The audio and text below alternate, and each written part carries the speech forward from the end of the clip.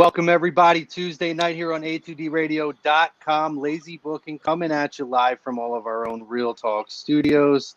We are brought to you by our doctor, Dr. Paul Vidal at Specialized Physical Therapy. You can find him in Burlington, Cherry Hill, and Princeton, New Jersey, and find him on the web, specializedphysicaltherapy.com. Also by Ambuck Services.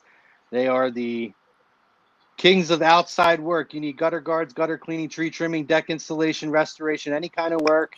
Hit up Michael Ambrose there and let him know that the family here at A2D sent you, and you get 20% off at ambuckservices.com.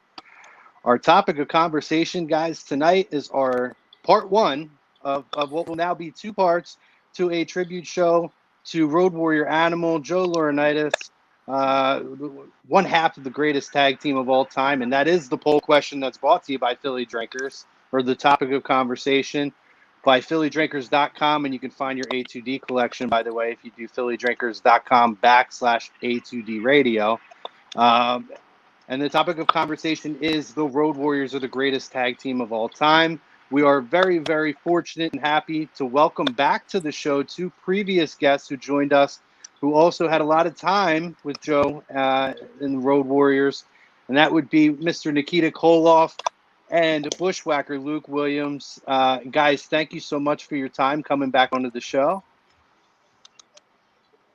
Hey, it's great to be back with you guys, but especially what an honor to be on with one of the legends himself, Bushwhacker Luke. I'm just honored to be on with him as well. Are you calling me a dinosaur, mate? I say your reputation speaks for itself. You guys are legendary. Come on, like for real, man. Yeah. Great to be with you. Hey, Yeah. One good thing we're on this side of the earth. Absolutely. That's right. We're above ground. Very, very, very, very happy to have these gentlemen on. We were supposed to be joined by Ted DiBiase, the $1 Million Man. Unfortunately, Ted had something come up, but Ted's going to come back. He's going to join us on Thursday night. So I want everybody to make sure you guys stick. That's going to be part two of this show. And he wanted to make sure that I passed on his love to both of you gentlemen as well. He's sad that he's missing the time that we have here, but he wants you guys to know that he wanted to say hello and that he misses you guys. Oh, I appreciate it. He must have had $1 million opportunity come up or something. Yeah. But gentlemen, again, thank you so much for your time. Obviously, unfortunately, September 22nd, we had an unfortunate passing of Road Warrior Animal very suddenly. And the outpouring of love for Road Warrior Animal and really the Road Warriors in general, you know, it has been astounding. And really, it's what I think is really nice to see is, and you can go back to even last year or I guess earlier this year, and I know, Nikita, you took part in the Dark Side of the Ring featuring the Road Warriors in a very, very honest way that I think a lot of people may have heard things about, but haven't necessarily been able to experience the firsthand stories. And we're fortunate that we're going to have you gentlemen here who are going to be able to give us some insight on what it was like to know Joe and the Road Warriors. And I know a lot of what his life became. And Nikita, I know you could speak to a lot of this too, is a lot of his faith and his beliefs that he's dedicated a lot of his life to. So we want to talk about that, but I'm gonna go to Nikita first. Nikita, can you talk? You knew Joe very early in his life. Can you talk about kind of your first time getting to know Joe and really his first kind of few, I guess, little introduction into the wrestling business? Yeah, absolutely. I'll just briefly speak into that. It was interesting. I went to the funeral outside of St. Louis, and you know, as I looked around at the audience, there was quite a number of people there. I didn't really take a head count, but there was quite a number of people that were there to honor him. Family, friends, the wrestling family were in attendance. And as I looked around, something hit me. I realized outside of his brother Johnny and his brother Mark, I'm like, hang on, man, I've known him longer than anybody else in this room, other than his two brothers. And our relationship, our introduction to each other actually goes back to 1978. 1978. So this is years before he even got into wrestling. As I personally recruited him out of Irondale High School to play college football with me.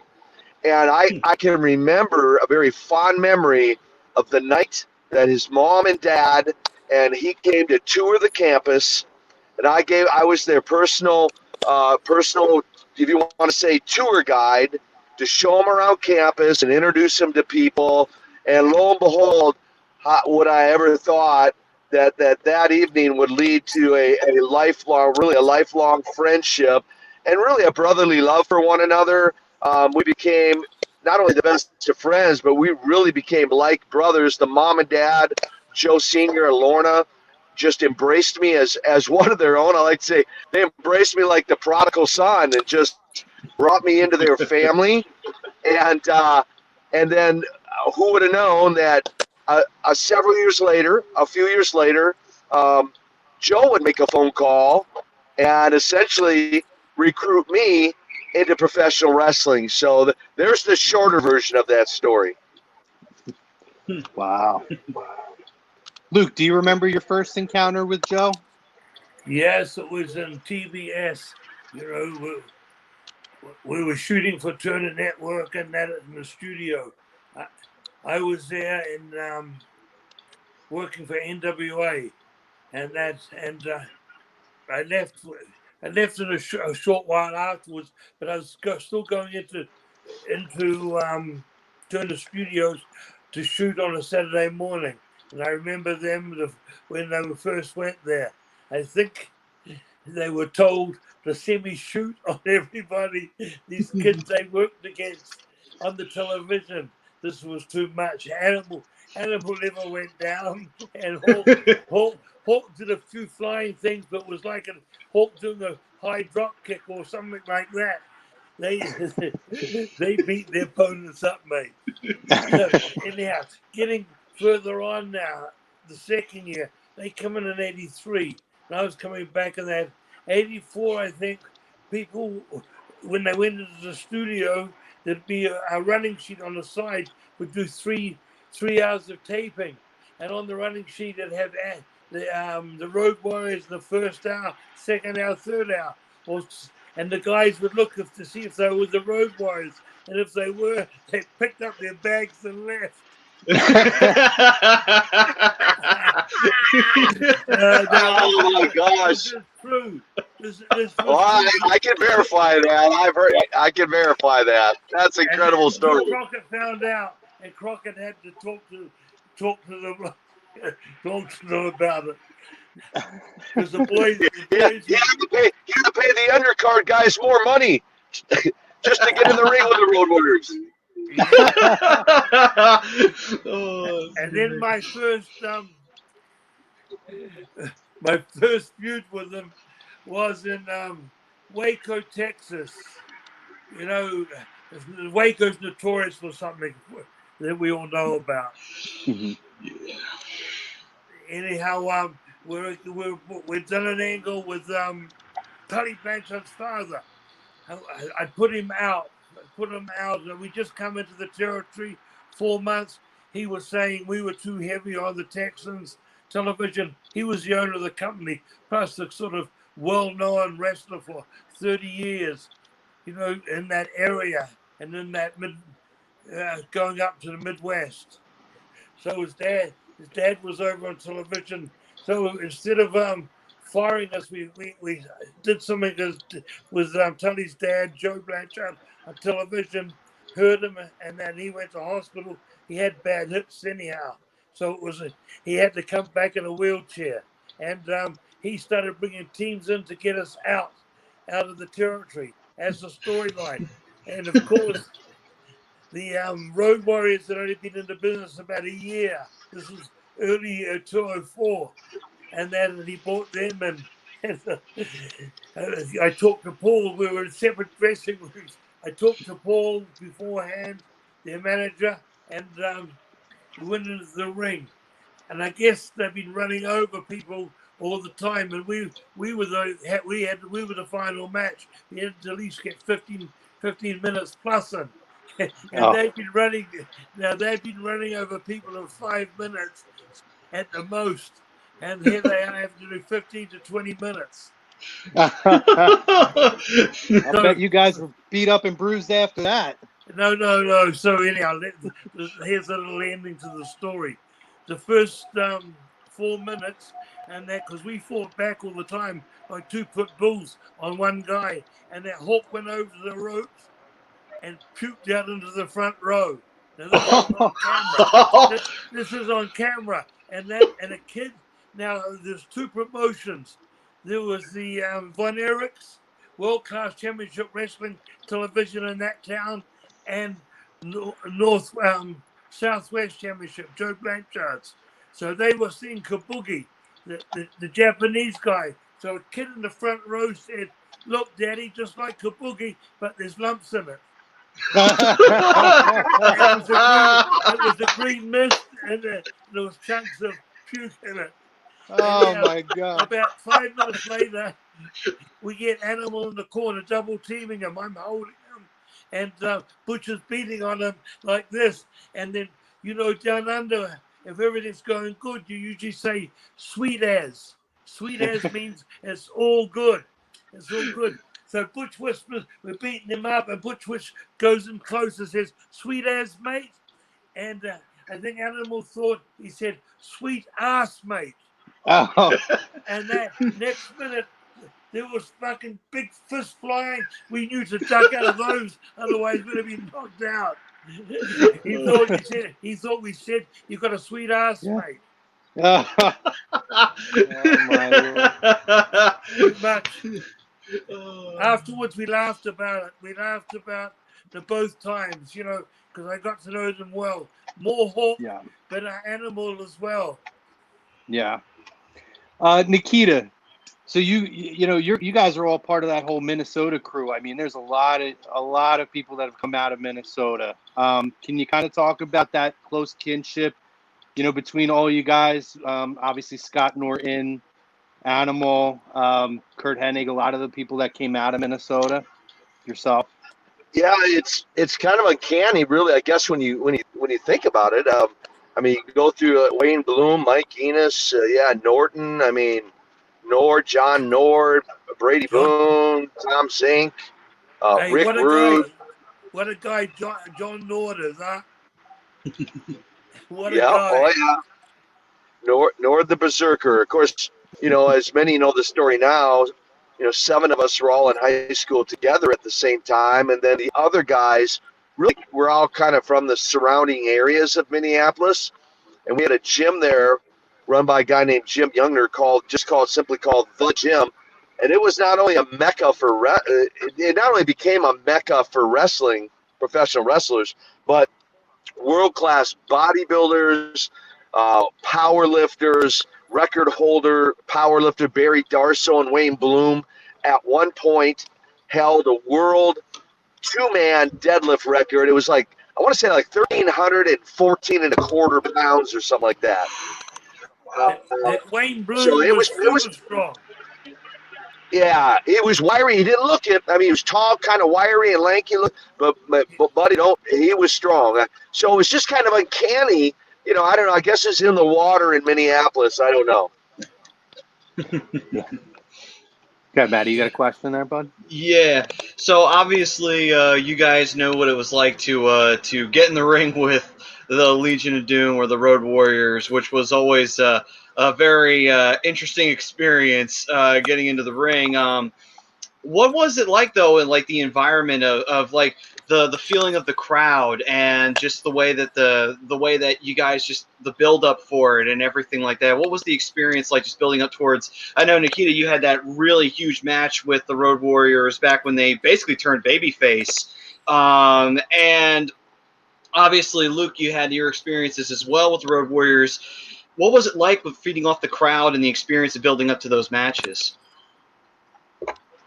Luke, you want to take it first? Mate. Very good. Very good. Of course, every time they appeared in Texas for Joe Blanchard, the arenas were sold out. Of without any angle. You know, we had to work. The crew there had to work their ass off to keep the territories going all the time, as you know, back in those days. But when you bring people in with as much color as they had on nationwide television, you know, they were the hottest item going in our business at the time. But it was on more on TBS, which was not so strong on the cable system up north, when Vince had a hold of the north. But Yeah. the Road Warriors were hot then. Gotcha. Yeah, on my end, I guess some of the things that come back to memory, you know, for certainly the chain matches that Ivan and I had against the Road Warriors. And actually, I was just out in, as I mentioned, before we came on air, I was out in Montana, and the pastor out there is a huge wrestling fan from days gone by, and he said he remembers as a youngster watching the Road Warriors and thinking, nobody can match these guys, nobody. And then the Dirty Russians come along, and he thought, finally, there's somebody that can perhaps match up with the Road Warriors. And so, you know, we had some legendary chain matches, so many wonderful memories. But one other comment I'll make is, you know, standing in the ring, and I think invariably anyone who worked against them would probably agree with this, but standing in the ring, the minute that music hit, I mean, you knew, right? I mean, the fans it was just electric. It was exciting in the arenas when that song came up, and you knew the Road Warriors were coming through the curtain, and you're standing in that ring, you know, with the anticipation of them entering the ring. There was really very few unparalleled experiences as that experience to watch their entry, you know, into the auditorium each and every night. Pretty phenomenal. Yeah, the Road Warrior pop, right? We've heard about it. It's a real thing. I mean, especially at that time. And so even the early games of War Games, they were very heavily influenced in that, as you were, and we've talked about that before. Is there any matches that specifically stand out? It could be something that you guys were included in, or maybe it's just a Road Warriors match that you can remember being there for, or just watching that you say like that's just like it's one of their matches that defines their time. Well, I think for me, I'll jump in on that. I think for me, you really mentioned two of the most memorable, the chain matches, and believe me, you know, as brutal as they were, as Luke described, you know, earlier, you know, when you're linked up to those brutes, you know, you got a chain linked to their wrist. That takes it to a whole nother level, because not only were they strong, not only were they strong beyond their own understanding, now you give them a weapon on top of it, a steel chain, and they became doubly dangerous. Let's just say that. I wish I thought of wearing a mouth guard back in those days, like I did during my football games.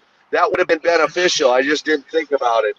But so certainly the chain matches on that side of it, and then on the flip side of it, when we eventually went on to team up, whether it was 6-mans or 8-mans with Dusty and the Superpowers and the Road Warriors, and whether it was War Games or especially the War Games, again, just the electricity. In fact, Ric Flair was at Joe's funeral, and he and I were talking kind of privately, and that was one of the things we mentioned. We talked about was he mentioned standing down at ringside with his team at War Games, and then their music coming up, and the four of us, along with Paul Ellering, walking through that curtain.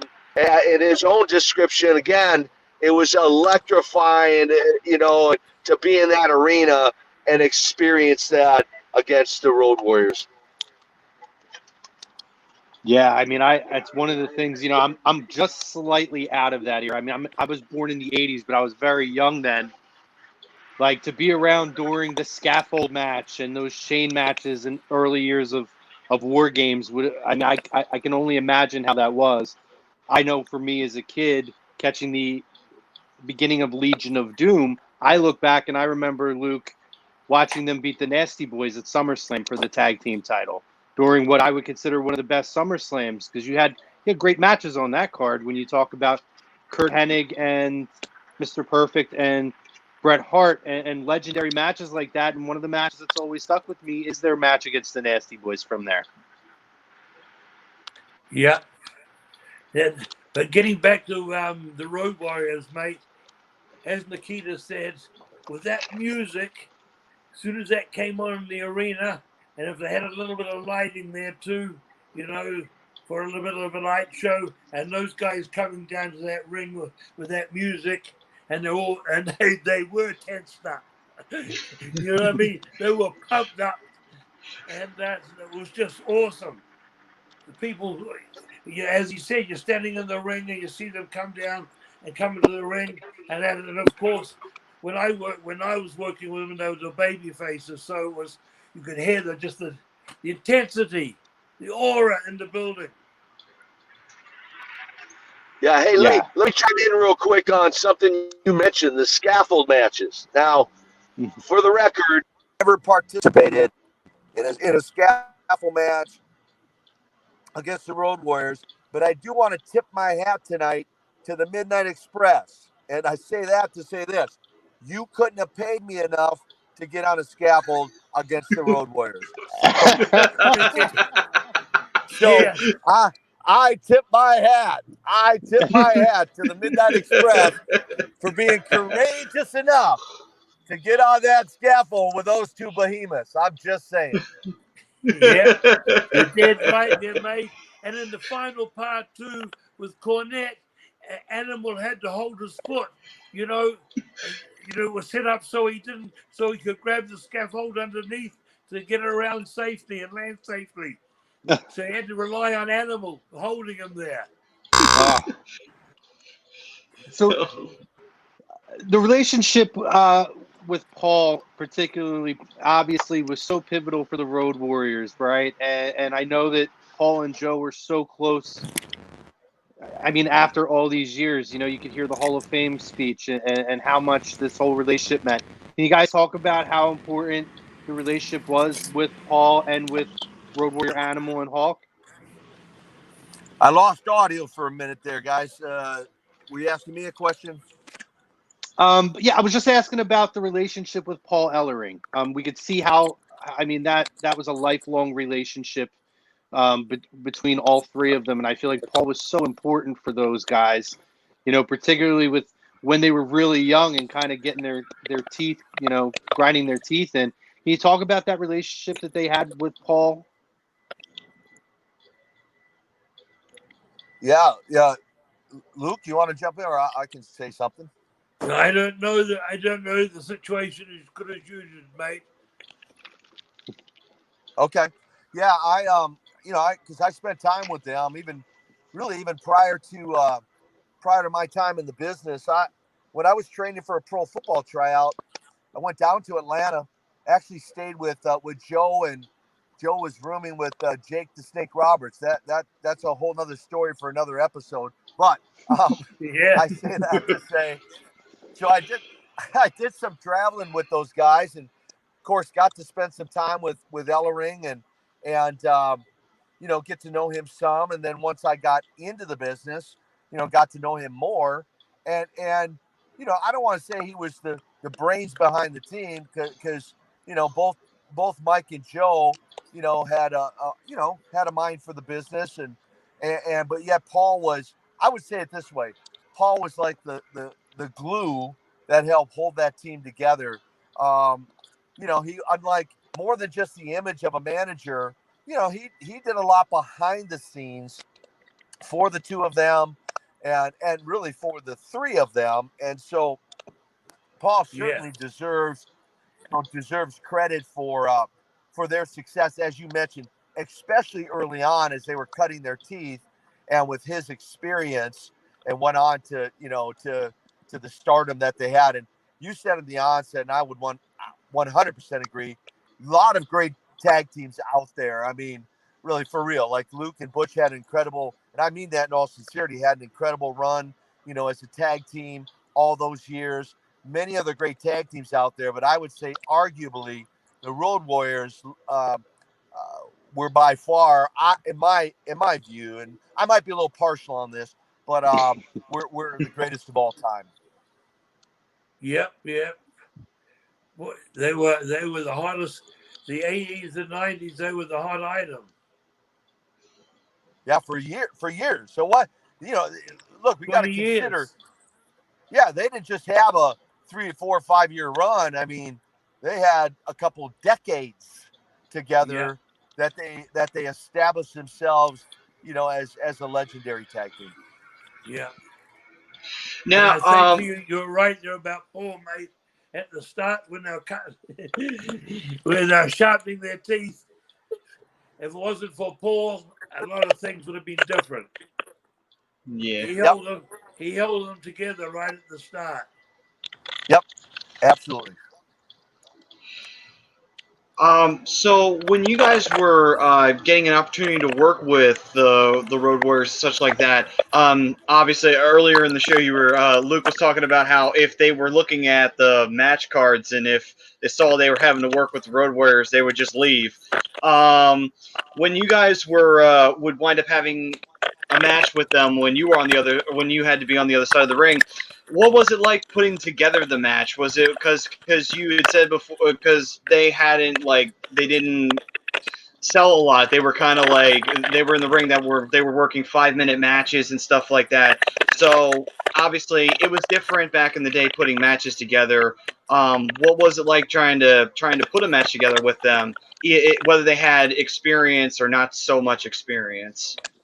Well, mate, we knew what to do because we've been around 25 years before. So we saw how they was the muscle men. So we got them to press slam us, do all that strongman stuff. And Gotcha. And that's what they got over when it was time for them they did all that strongman stuff. And we had to beat them up like two dogs to get one down to a knee. But we knew that's how it would be to keep them strong, because at that time they didn't have a variety. They just had the flying tackle and the flying clothesline and a press slam. Quite a few of the strongman stuff. Gotcha. Hawk did a bit of flying, flying and that, and that's why he had to get him over with that. And which they understood. I That's think what they did. Gotcha. And we knew we had to do that to get a decent match. Yeah, I think the key for anyone who worked with them, and some as with anyone, some worked with them better than others. They worked with some tag teams better than others, but I think as a whole, the objective was, depending on what your style of work was, like I like what Luke said, that two bulldogs, going after. Depending on your style, the team they were wrestling, you just try to play to each other's strengths. Certainly put their strength over, while at the same time, perhaps highlight some of the things you yourself did or your team did. And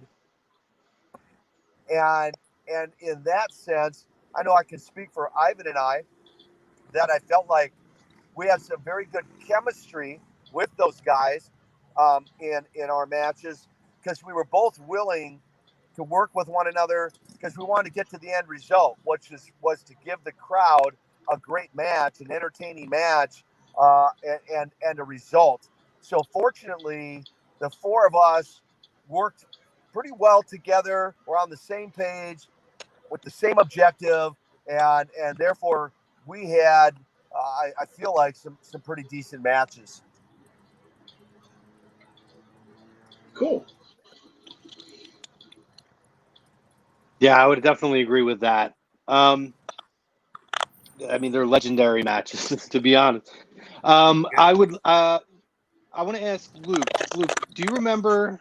So when the Road Warriors came in the late '90s, that was supposed to be a shift where tag teams like yourself, the Road Warriors, were coming in, the Nasty Boys had come in to kind of change the landscape and what I would say maybe even close the gap on some of the tag team wrestling in some of the other territories. Can you talk about the impact at that time when the Road Warriors came in and you guys were there that they had on the tag team division? Oh yes, when they came in, by then Turner Network was more.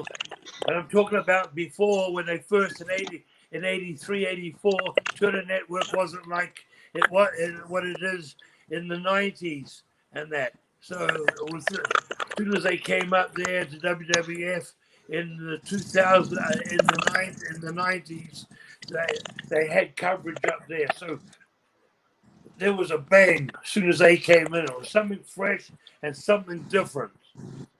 It was we had the demolition there, but they weren't that they were the strong villains, but nothing like the Road Warriors. You know, the presentation and all that sort of stuff. The Road Warriors brought a shock to the business, give it a bit of life. Gotcha.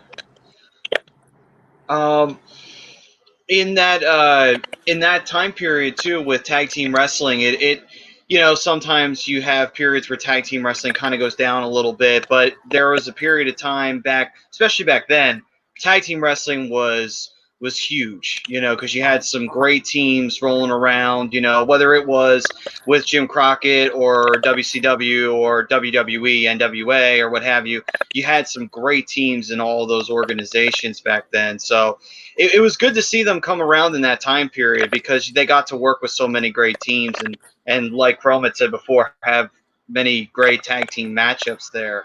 And what was in terms of after they had left Nikita? Actually, how did you feel when they decided to leave and go to WWE? Was it a feeling of man, it kind of sucks that they're leaving, but you kind of understand, or what was kind of the vibe like when they decided that they were going to head over to WWE? No, Well, I I don't was think so. I mean, guys, everyone kind of understands that, you're out there. We did what we did to, support our families and extend our careers. And so for me, I was happy for them. I'm like, hey, if they feel like that's going to extend their career and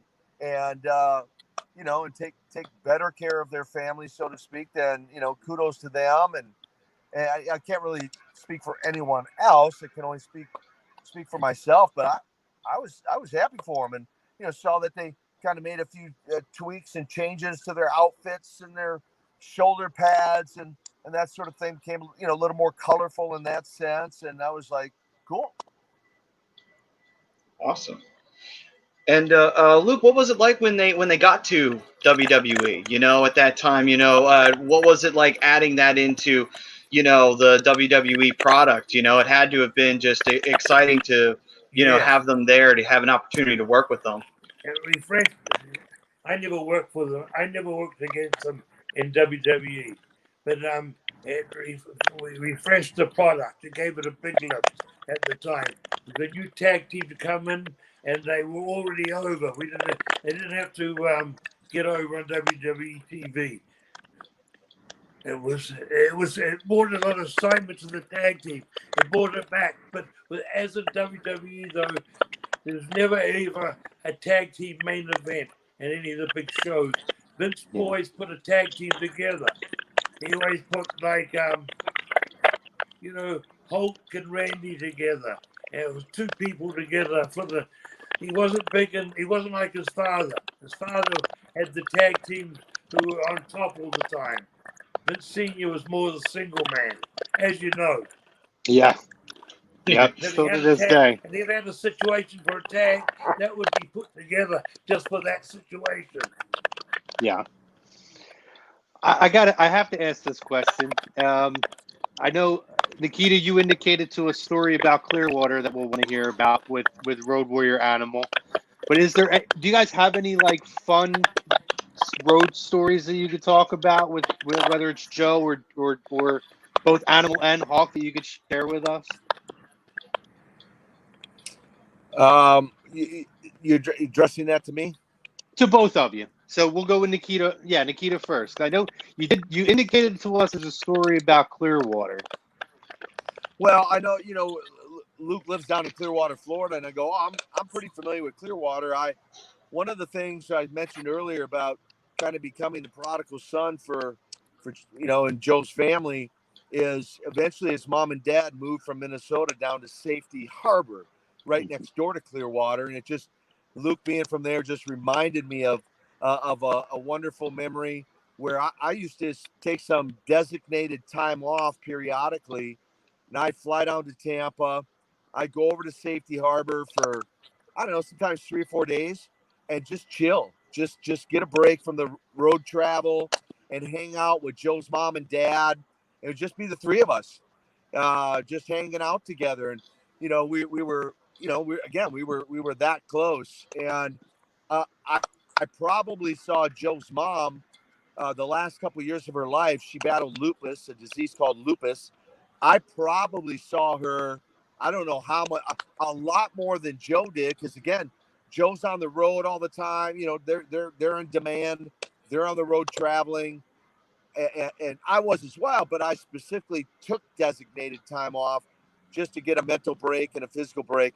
And so I used to spend time down there, floating in their pool in the backyard. I can just remember that, and just having some incredible conversations with his mom and dad. And so that's the connection on a personal side.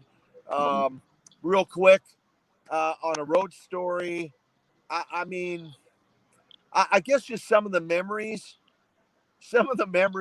really without getting specific. At one point, 4 of us that used to travel together in the same car, if you can imagine, if the fan out there can imagine, was myself, Joe, Luger, and Sting. So I'll just say this. I'll let the fans use your listeners use their imagination as to how much fun the 4 of us had together traveling around. Lex Luger, Sting, Nikita Koloff, and Road Warrior Animal. Oh, I can imagine. What a I wish. castle. Yeah. Yeah, you know what the funny part is? I'm actually picturing them, but everybody's in their gimmick. So you have Nikita dressed up in his Soviet outfit. You got Animal's got the shoulder pads on with the spikes. Sting's got the surfer makeup on, and Luger, he's flexing. So Plus, you'd need a mirror for him too. yeah. Yeah, Luger was dressed in his pre-Lex Express outfit. Yeah. I do want to get a story from Luke, but I know, Nikita, just in case you're cutting on close on time, there's 2 things I did want to just ask you about real quick. I know that Animal was very proud of his son for all of his accomplishments in the NFL. Can you talk about that? And also, can you talk about just quickly, the later years of his life? I know he's really in touch with his faith and a higher, believing in something higher and really, motivating people. Can you talk about those later years of Joe's life? Yeah, well, I'm not too familiar with the later years, but I was very familiar with the family mate because his younger brother, his older brother, Joe Laurinaitis, who became Vince's right-hand man, we actually was sort of trained him in the business. Even though we were working for NWA, he was put with us by the promotion to groom him. And that Johnny ended up in Japan for 10 years. but we're very close to him because we've been traveling on the road together for 2 years. And his brother Mark was in the company at the time too, earlier on. And then Animal, and then of course the Animal and Hawk. Thank God for Animal. Otherwise, that team would have stayed together so long. I've got to say that. Paul at the early part of the era, but then later on the road every night, and that if it wasn't for Joe, Hawk would have gone AWOL. Yeah, it's true. It's probably true. Yep. I know Hawk, because Hawk came down for a holiday on the beach in Indian Rock, so he stayed down the road, and he was at my place for every day. And then within 3 months or 4 months, he moved down and bought a place down the road from me, about a half a mile on the beach from me. Ah. And then I had a pool right next to the water, so I had Hawk there all the time, when he was off. And when they were in the WCW era. Oh, okay. But Animal, I knew, when I went on the road and I saw it was Animal that kept them together. Yeah. Hawk I'm not knocking Hawk at all because I love the guy. He was a hard-working SOB, in the ring. He flew around and did what needed to be done for the team to get over. You know what I mean? Joe did all the strongman stuff. Yeah. So I'll let me just chime in on that before I answer the other questions for you, because I do know, and staying in touch with those guys over the years, even past my departure from wrestling, from active wrestling, still involved and engaged in autograph signings, etc. Currently to this day, which is where Luke and I sometimes will cross paths. But I do know that, when Hawk was having some of his personal challenges later in their career, it was for sure Animal Joe who was now the really kind of the glue holding that team together, to his credit, which eventually I witnessed firsthand. Hawk eventually come around at the very latter part of the late stages of his life. Actually, all this kind of ties together. Your question about James, his son, and then Joe and his faith, all this kind of ties together because it was at a conference in Phoenix that I had invited Joe to, again, an invitation. It was a Christian athletes conference for professional and collegiate athletes. He asked if Hawk could come, and I said, yeah, absolutely. And Mike came, him and his wife, and a pastor named Jensen Franklin was preaching and ministering that first night, and Hawk was the first one to the altar, surrendering his life to Jesus, and then we baptized him in the pool. And then I brought Mike on the road with me for a year and a half prior to his passing, just to share his life story and his struggles. And so his struggles were very real, but I'm happy to say for your listeners, towards the end of his life, he had his life on the right track. Now, tie that into Animal. So back up just for a moment, because we were on the road in New Mexico. I was doing a 4-day autograph signing. Those guys were on the wrestling card. And on the fourth night, on the last night, I had written a book called Breaking the Chains. I got to get that back. That was my first book. I have to get back into circulation. But I gave a copy to all the guys on the card, 25 guys that night. Animal read the book in the dressing room that night. And the next day flew home to Minneapolis, went to his gym, and he was confronted by, as he said, 6 of them, the biggest guys in the world. I'm like, Joe, you're pretty big. They had to be like Goliath, But they were called the Power Team, and they invited him to one of their events. His whole family went. Him, his wife at the time, James and Jessica. And James was the catalyst at the end of the night when the Power Team, after all kinds of feats of strength of rolling up frying pans and breaking ice blocks and all kinds of stuff, James looked at Joe and said, Dad, I'd like to go forward and give my life to Jesus. And so the whole family went forward. And that became a catalyst that ignited Joe's faith inside of him. James went on to have a stellar career with the Rams and became very outspoken in his college days at Ohio State, as well as Los Angeles, or I guess the St. Louis Rams at the time, as one of their spiritual leaders, one of their faith leaders on the team, both in college and at the pro level. And I say all of that to say Joe continued on that path and on that journey of sharing his faith with others over the years. It did become important to him, and his pastor at the funeral a couple weeks ago really emphasized their conversations with each other and just really solidifying, Joe and his faith and love for Jesus and the impact that made on people's lives outside of the wrestling circles, both him and Hawk outside of the wrestling circles. So very powerful story. I did reference that a little bit on the dark side, and we'll talk about more too. I just recently launched a podcast called It's Time to Man Up, and I'll be talking about some of these stories in the future as well. Awesome. And I can't wait to listen to it. I did see that you were pushing that. You're getting ready to start that off. That's really exciting. Yeah. Yep. It's exploded, and encourage all your listeners out there to go check it out on all the platforms, iTunes, Spotify. It's Time to Man Up. And on that note, guys, I am going to have to run to this conference and turn it over to Luke to close out the show. Luke, it's been an honor to be on the show with you, my brother. It's been great to see you two, mate.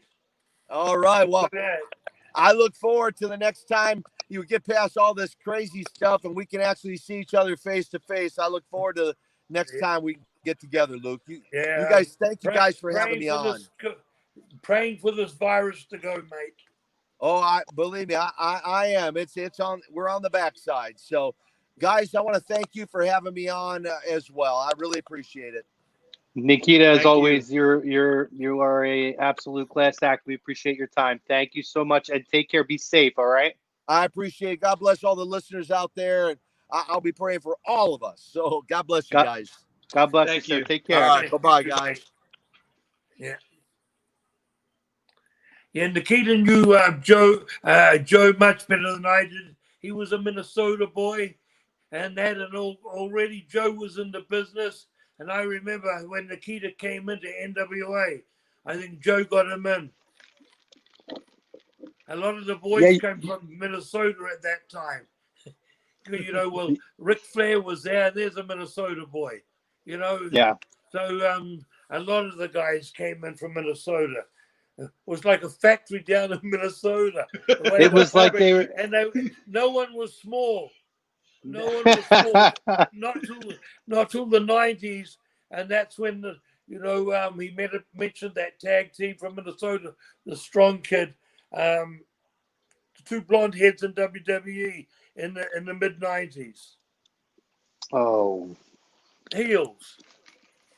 Oh, I should be able to think of this right now. Was it Mike Enos was one? Mike Enos was one, and the other guy who the Beverly Brothers. Nikita was talking about, the guy who was lean and mean, but was as strong as an ox. Was it the Beverly Brothers? That's it.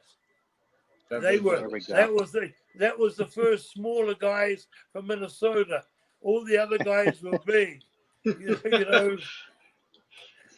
Yeah, and you think those guys weren't that small either. So if that's the small sample size, that kind of indicates the rest everything. 270, 6'2", over 6 feet, 6'2", 6'3", up to 6'5". All those Minnesota boys, a lot of them, the Berserker. John Nord was wild. Yeah. You might have had a lot of stories about him. He was wild. Do you have any fun stories you like to share from traveling with the Road Warriors, whether it's NWA days, WWF? I never traveled with them. I told you about the first match with them. Oh yeah. And of course, every time we worked with them, well, it was only a few times because I was on the road with them, going to towns, but not in the same car. But I worked on the towns with them over the years, and different in WWE and earlier on in NWA. I was in there and worked for Crockett's twice. No. You know, from 79 to 88. I actually left the NWA to go to Vince. Were you working for WWF when the infamous story about when they gave Vince the Doomsday device in the bar happened? Oh, that in the bar. Yeah, that was. You talking about 72. Something like that. 92. Sorry, 72. Hey, I'm an old fart. Yeah. That's when that's when the dinosaur comes out. Anyhow, I was in the bar that night in San Antonio because I was a booker in San Antonio for many years for Joe Blanchard, running a territory for him. Anyhow, so the hotel was near the airport, but just down the road, San Antonio Airport. As you come out of the airport onto the highway, just a wee bit down the road, on the right, there was a titty bar. Well known. All the businessmen staying at the airport, all the airport hotels would go in there. You know, it was a high class one, and that. Anyhow, we were all in there. I think it was after pay-per-view, and it was done on the Alamo. I know the dome, the new Alamo Dome wasn't built yet. Astrodome. Yeah, there was something like that in San Antonio. Anyhow, the pay-per-view was there. Then we went back to that bar hotel, and then went over to that bar and that's when Vince came and that. You may have heard about Vince in the car park too, with the car. Did you ever hear the story? Yeah. Same night, same bloody night. They picked him up in the bar. Everyone started doing them, but no one was doing road were dangerous ones. Fucking next minute, Joe's gone behind Vince, hooked him up. Animals jumped up on the bar, and they closed behind Vince in the bar. and then a month or 2 weeks after that, Vince is in a fucking collar. He's had to have a neck surgery. Did you know about that? Yeah.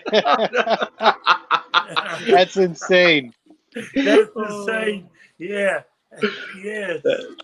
Speaking of old, by the way, and Nikita just texted me this, and it's funny because he told me he was going to mention it on the air, and we forgot. Today is the 35th anniversary that Nikita and Ivan won the tag team titles from the Rock and Roll Express. Boy. 35th anniversary to this day. So happy anniversary to that. Happy anniversary, guys. Boy, you know, he's got a good memory to remember things like that, mate. he must have been a fan. Yeah, God bless him. Hey, that's a long time.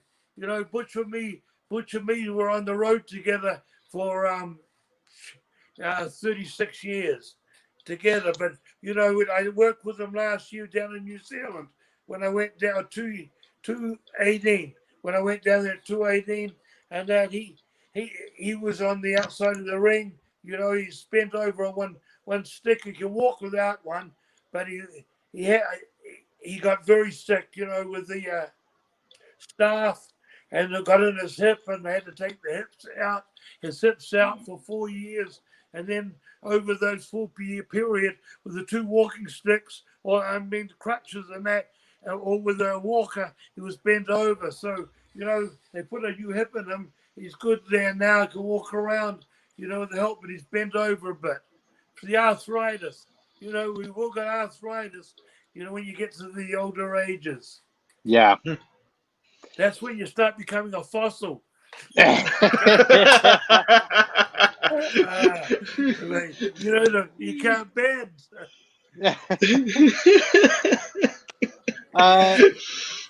So Luke, before we get ready to sign off, I want to ask, you know, is there anything about anything else that we could share? Anything about the legacy of the Road Warriors that you think maybe people don't realize or don't know that you think would be fun to share? Over the entertainment business over the years, we had the Elvis.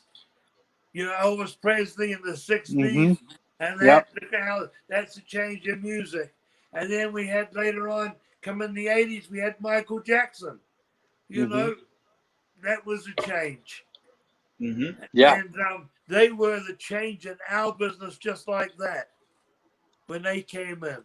You understand what I'm talking about? So it's Yeah. such a great analogy. It's so It's spot on about when you really you think move about it. It lifts up into another platform. Yeah. True, because I mean, you look at today and you see a lot of tag teams trying to. They take a lot of cues from the Road Warriors. They really do. Hey, Often, there isn't the teams around today. You know what I mean?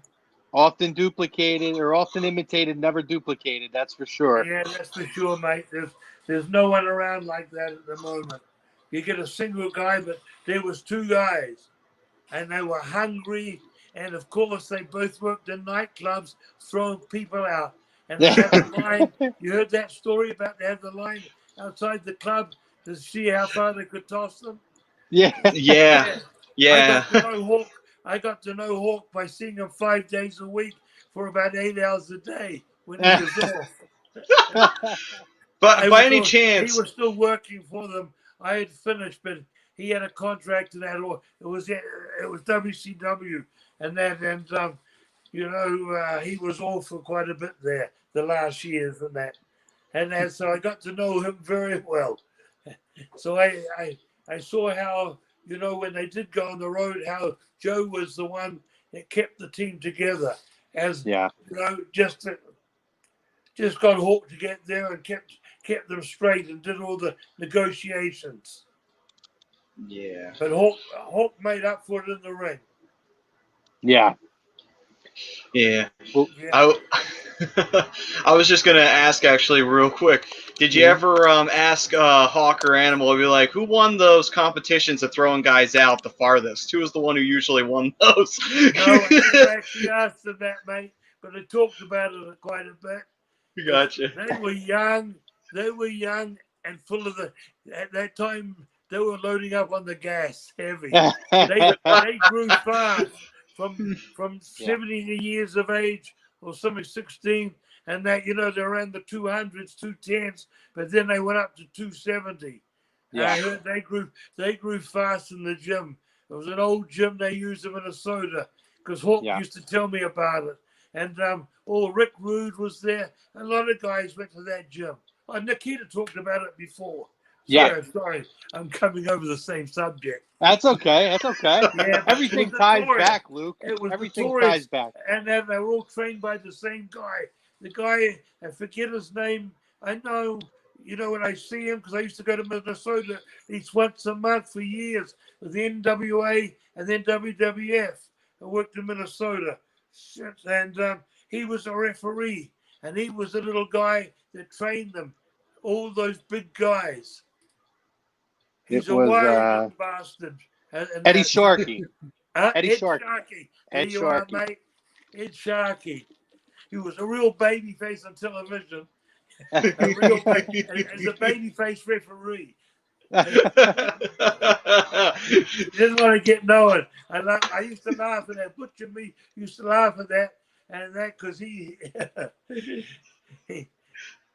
wouldn't let you people think that he had kept his back to the camera if something was going on too long behind it. He had to turn around. You know what I mean? Well, Luke, God bless him. He's still alive up in Minnesota. He trained a lot of big guys, mate. And if he was making 10% of all the guys he had trained who made big money, he would be pretty wealthy. Yeah, you ain't kidding. He would own Minnesota. Yeah. Hey, a lot of them, all those big guys, they all trained through him. Luke, I want to thank you so much for your time. This was awesome to have you come on and talk about the Road Warriors and Animal. You had the right guy with me, mate, Nikita. He was straight from the same piece of land. Yeah, you ain't kidding. Right in Minnesota, Minneapolis, the home of a lot of guys. They grew up together more or less, and as he said, he became the prodigal son to the family, the mum and dad. So he was around them, and it was great to have him here because he knew them very well, right from the early days. Yeah, it was. It was really. before they got it to 98. That's when they were really getting around the place. 96. Yeah. 98. Well, it was a pleasure having both of you guys on and sharing your stories Yeah. and experiences with both of them. And we appreciate. Hey, I said it to you earlier. We didn't expect to have you on this quick, but Here I I am, mate. Whoa! I'm still marching around when they let me out of this cage or out of this bubble. I told you I'm gonna be when they open it up. I'm coming down to Tampa. We're gonna go out and grab a bite to eat. Well, I'll march around Hey, right mate. with you. Hello. Yeah. Yep. Are you there? Yep. Might have froze up on you, buddy. We froze. Oh, can you hear us Yeah, now? that's what it was. Yeah. Hey, we froze, mate. Yeah. Hey. All right. As I said to you before, guys, I don't understand how they stayed. Some of those people, I think the basketball players stayed in the bubble for 150 days. Oh yeah. Ooh. Oh, all the bubble. Yeah. 150 days. No wonder yesterday, it was yesterday. They were so glad to get out.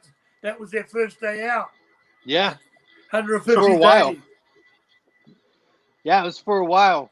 Well, listen, we appreciate you. And I told you I'm going to come down to Tampa. I'll march with you. We'll Okay, matey. I'll be looking forward march to into a seeing restaurant you. somewhere And and if to you eat. get down there, I will give you a big Bushwhacker Bear hug and a few head licks. That's if I'm in. the virus is over. Yeah. I got you. Well, Luke, thank you for your time, brother. Listen, have a great night. Stay safe, and we will be in touch again soon. Take care of yourself, brother. Yeah, you guys have a good night too, mate. Good week, and God bless. See you, Thank you. folks. God bless you, too. Whoa! Yay! Oh, good stuff. So, for us, that's going to do it for us. And again, guys, make sure you stay tuned. Thursday night special show, part 2 of this. We're going to have Ted DiBiase join us. Again, we had Bushwhacker Luke here. We had Nikita Koloff. These guys are wonderful for joining us. We're going to continue to talk about Road Warrior Animal and the Legion of Doom. We'll drop the time at some point in A2D. So we want to give a shout out to our sponsors, Dr. Paul Vidal, Specialized Physical Therapy. You can find them on the web, specializedphysicaltherapy.com, and Buck Services. Let them know we sent you. Get your gutters clean, gutter guards, tree trimming, deck installation, restoration, any outside work you need. Let them know you get 20% off from the fam at A2D. And obviously Philly Drinkers for all the wonderful gear that they drop for us at phillydrinkers.com or the A2D collection, phillydrinkers.com/A2D radio. And again, I just want to give another quick plug here to the Man Up podcast, Nikita's podcast that he's dropping in here.